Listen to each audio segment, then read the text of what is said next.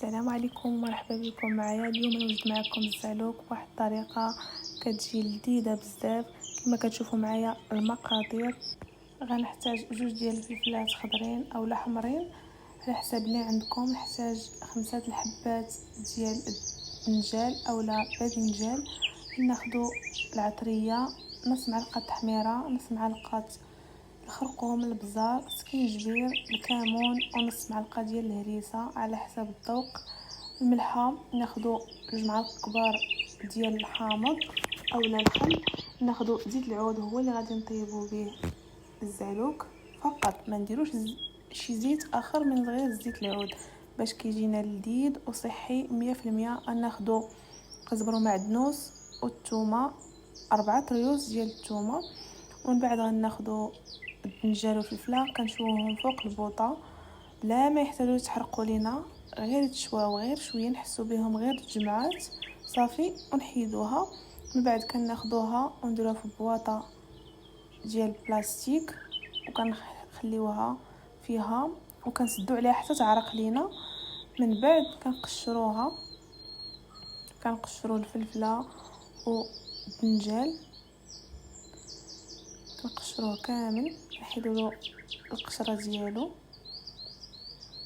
غير بشويه، ما نحتاجوش نضيعوه، نحيدو غير القشره الفوقانيه فقط.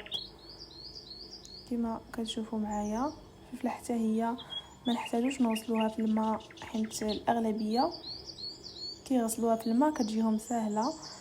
من بعد كناخذوا الصحن اللي بغيتو مقله، انا كيعجبني نديرو في الطاجين، كيجي زوين في الطاجين.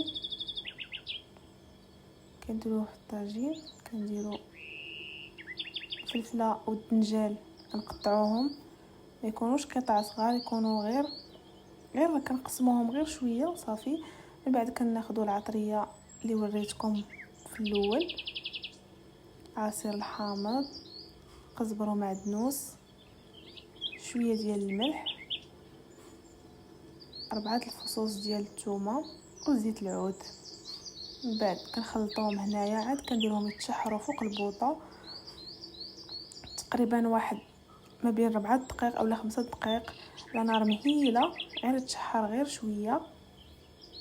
ومن بعد كنزيدو فلفله حاره حتى هي كتعطي واحد البنه زوينه، وحتى الحامض مصير انا كنديرو حتى الاخير.